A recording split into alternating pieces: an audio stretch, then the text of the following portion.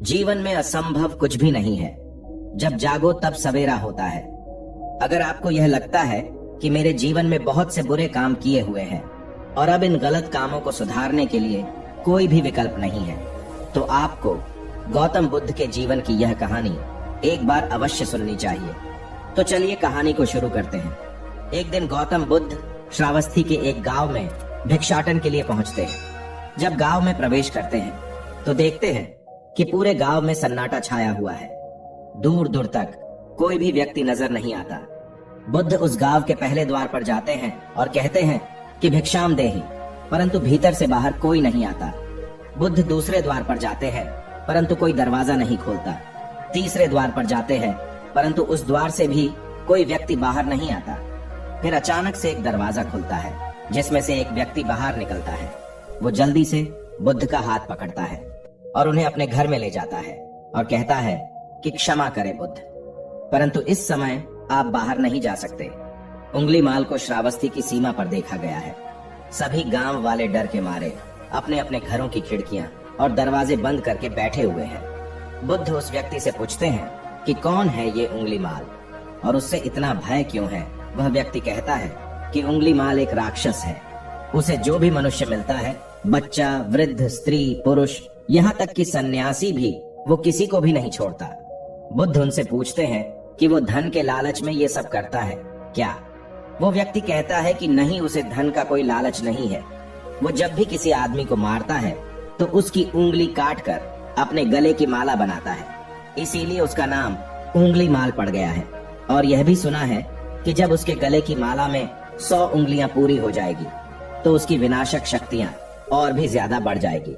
बुद्ध कहते हैं, आभार हो आपका जो आपने मुझे उसके बारे में बताया।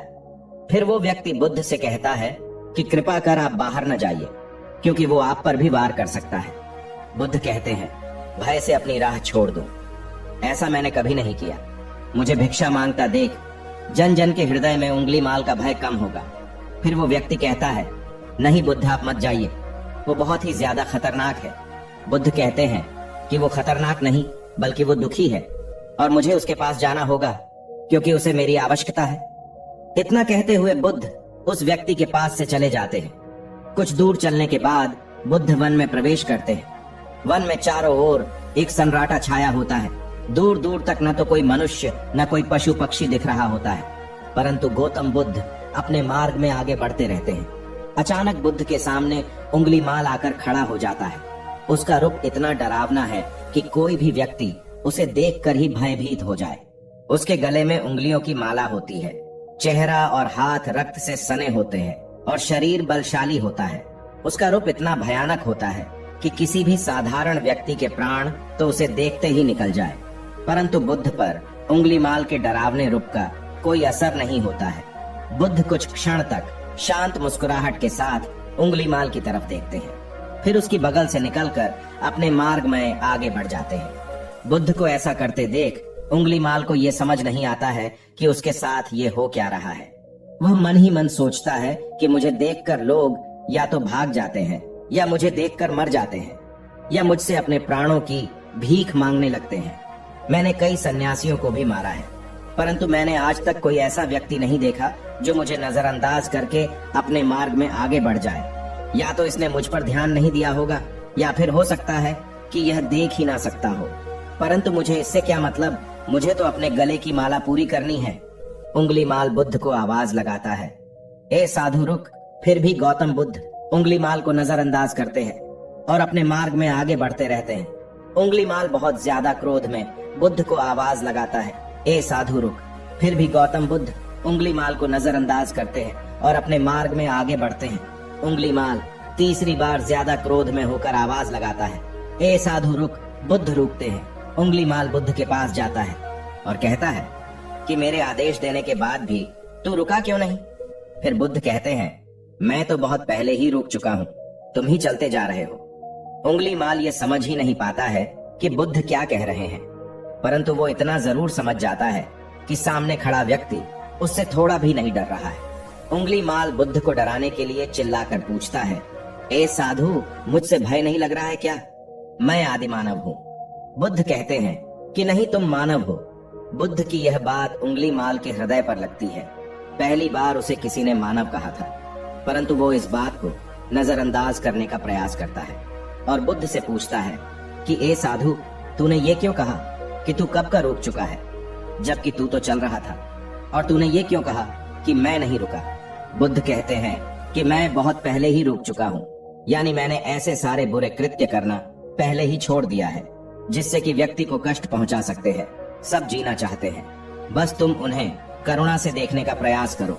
गौतम बुद्ध के ये शब्द दोबारा से उंगली माल के हृदय पर चोट करते हैं, परंतु वह दोबारा से बुद्ध की बातों को नजरअंदाज करने का प्रयास करता है। इस बार वह और क्रोध में भरकर बुद्ध की गर्दन पर अपनी तलवार रख देता है, जिससे वो लोगों की हत्या किया करता था, और बुद्ध से चिल्लाकर कहता है, नहीं, मानव में ना तो प्रेम है ना ही करुणा है, सिर्फ छल और कपट है। इसीलिए मैं सबकी हत्या करूंगा और किसी को जीवित नहीं छोड़ूंगा। बुद्ध कहते हैं, तुम्हें लोगों ने बहुत दुख दिया है। उंगली माल क्रूरता मनुष्य अज्ञान के कारण ही करता है। ईर्ष्या, द्वेष, मोह, माया ये सभी अज्ञान की संतानें हैं, परंतु वो व्यक्ति ही है जिसमें दया, करुणा और समझ का उदय भी होता है। उंगली माल, यदि इस जीवन में क्रूर और निष्ठुर लोग हैं तो दयावान भी है। बस तुम्हें अपनी आंखों से इस अंधेपन की इस पट्टी को हटाना होगा जो तुम्हें केवल बुराई ही दिखा रही है। तीसरी बार बुद्ध शब्दों को सुन उंगली माल का खुद पर से संयम हट जाता है। उसे समझ नहीं आता कि पहली बार उसे अपने आप इतना कमजोर क्यों महसूस हो रहा है। वो कोशिश तो करता है क्रोध करने का, परंतु कर नहीं पाता है। वो बड़ी हिम्मत जुटाकर क्रोधित होने का नाटक करके बुद्ध से कहता है, तुम और व्यक्तियों जैसे नहीं हो। बुद्ध कहते हैं कि मैं हर व्यक्ति जैसा ही हूँ, बस जागृत हूँ और यह सिद्ध कर रहा हूँ कि हर व्यक्ति में जागने की क्षमता है। मेरा मार्ग क्रूरता को दया में परिवर्तित करता है। उंगली माल, तुम अनजाने में घृणा के पद पर हो, बस इस क्षण रुक जाओ। तुम्हारे भीतर भी यह क्षमता है कि तुम दया और करुणा के पद पर भी चल सको। इतना सुनते ही उंगली माल के हाथ से तलवार जमीन पर गिर जाती है। उसकी आंखों से आंसू बहने लगते हैं। भला कोई कब तक बुद्ध को अनदेखा करेगा। उंगली माल रोते हुए बुद्ध से पूछता है कि क्या आप वही हैं जिन्हें लोग बुद्ध कहते हैं, जो लोगों को मुक्ति के मार्ग पर चलना सिखाते हैं। हाँ, मैं वही हूँ। मैं तुम्हें मुक्ति के मार्ग पर ले जाना चाहता हूँ। फिर उंगली माल कहता है, परंतु मैं अब बहुत दूर निकल गया हूँ। मैंने बहुत हत्याएं करी हैं, बहुत पाप करे हैं। मैं अब चाहकर भी वापस नहीं लौट सकता और मेरा वापस लौटना अब असंभव है। बुद्ध कहते हैं कि असंभव कुछ नहीं है। जब जागो तब सवेरा होता है। उंगली माल कहता है, मैं अब पुनः जीवन की ओर नहीं मोड़ सकता, बहुत देर हो चुकी है। बुद्ध कहते हैं, तुम में इतनी चेतना है कि तुम जानते हो कि जो तुमने अब तक किया है वह बुरा था।